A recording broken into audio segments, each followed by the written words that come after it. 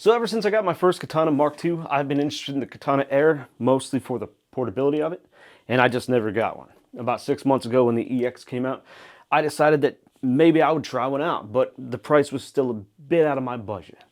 When the opportunity arose to get one on loan to review, I figured what better time than now. Now I've had it for a couple weeks, and I'd love to sit here and tell you that I love it, and that it's all that in a bag of chips, and it's perfect, but that's just not the case. It has been fun, but it's not perfect, and there has been one particular problem that has aggravated me quite a bit, but we'll talk about that in just a moment. First, let's talk about the main differences between the Air EX and the original Air. The enclosure on the Air EX is larger than the original Air and made of wood instead of plastic, and has a nice leatherish handle. The Air EX has 35 watts instead of 30 watts on AC power that the original Air had. This sports 5-inch speakers instead of 3-inch speakers, but on battery power, the output is still only 20 watts. The amp section here now has bass added to it, along with acoustics, so you can play a bass through it too. They have added left and right outputs, the left being the mono output.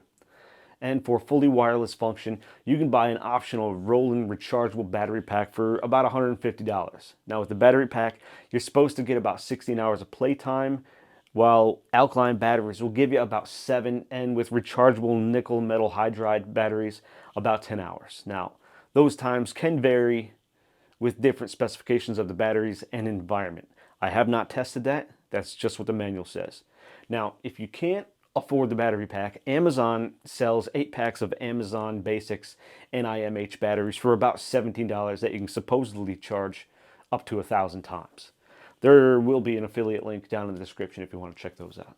It also weighs about 8 pounds more than the original Air. This weighs about 12 pounds, whereas the original Air only weighed about 4 pounds. The panel of the amp looks and works exactly the same as the original Air, and this is where I think Boss really missed the mark on this one.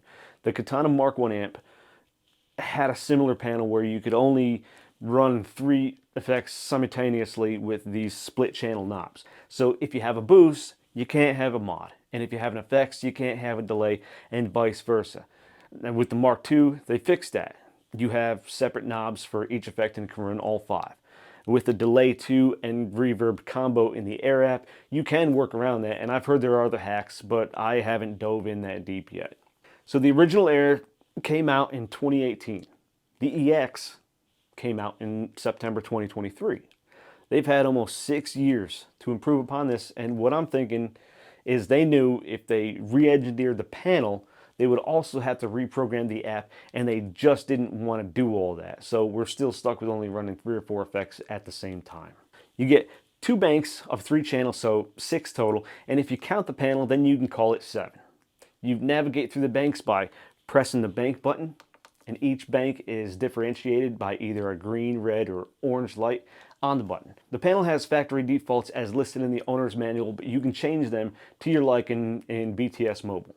That way, if you want to work with the panel outside of BTS, you can set up your own preferred effects. Even the factory preset patches are fun and interesting to test out.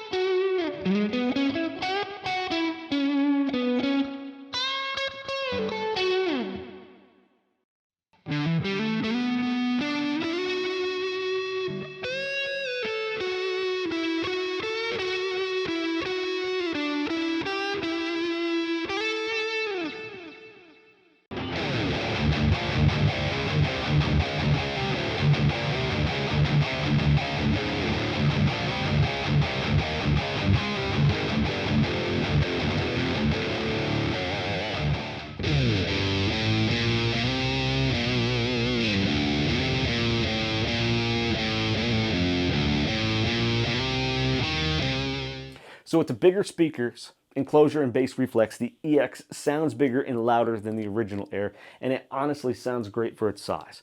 Although the weight is 8 pounds heavier than the Air at 12 pounds, it's still plenty light enough to grab and go anywhere. The BTS app can be a bit confusing at first, especially if you've never used it or used Boss Tone Studio in particular. But it doesn't take long to learn your way around it. And I have a tutorial video on the app and its features. I'll link up here, and that'll help you figure everything out. Now, unfortunately, there aren't nearly as many patch resources as there are with the Katana combo line, and I think that's partly the fault of the app. It would work so much better if they integrated a feature where you could easily upload and download patches to the Boss Tone Exchange from the app. Are you listening, boss? Probably not. Now, in order to upload patches anywhere, you have to be able to save them somewhere on your phone or tablet and then go to the Boss Tone Exchange and upload them there. The problem is, the directory you can save them to locally on your device from the app is not easily found. In fact, I still haven't found it. So the easiest way to share them is to upload them to a cloud-based drive like Google Drive or OneDrive, then download them again to your device where you know you can find them, and then upload them back to Tone Exchange. It's pretty convoluted. It's a process, and I'm being nice about it. Now, if you know of an easier way, by all means, leave a comment and help us all out. One other thing that I really don't like is I don't like being limited to Bluetooth and the mobile app. It would have been nice to have a desktop PC or Mac option that you can connect through USB. I mean, if you're gonna call it a desktop amp, why not integrate BTS for a PC or Mac? It would make a lot of things easier, especially uploading live sets. If you're familiar with FX Floorboard, there is an FX Floorboard desktop app for it, but you still have to connect through Bluetooth, and I was unable to do so. For its size and function, the Katana Air EX offers a lot in a small package and delivers the tone. Price-wise, when it was first released, I thought it was a bit on the high side at $599, but considering some of the features and the wireless WLT2 built into the system, and compared to competitor prices on very similar units that don't include the transmitter, I suppose it's not that bad. For the most part, I really like it, but it could be better, especially if it had like the Mark II panel options and if the app was a bit more user-friendly with uploading and downloading third-party live sets. Also, you may occasionally have a hard time with connectivity with the device you're trying to use the app on, and this was the problem that plagued me the most. At first, I thought it was because I had other Bluetooth devices around, or maybe because my tablet is getting old, but that wasn't the case. Sometimes it just didn't connect to the device that it previously was connected to. I found a hard reset resolved the issue sometimes, and there have been times where I just gave up. Sometimes it'll see the Katana MIDI and still won't connect, and today was actually the first time in like 2 days that I've been able to get it to connect. Now, I don't know if it's just this unit or if other users may have had the same experience. That's just been my experience, and it's really made it a love-hate relationship for this thing. Now, I plan on doing some tone tutorials like I do with the Mark II, but with the Bluetooth issues, I just kind of want to move on. But I did create a handful of live sets, and you can download them from the Boss Tone Exchange. There's a link down in the description. Now, despite my experience, if you feel like you want to check out the Air EX, there is an affiliate link down below to Zounds. Costs you nothing and gets me a little kickback to support the channel. Either way, I appreciate you watching, and if this has been helpful or you just liked the video, hit that like button and subscribe if you want to see more gear reviews like this. Thanks. We'll see you next time.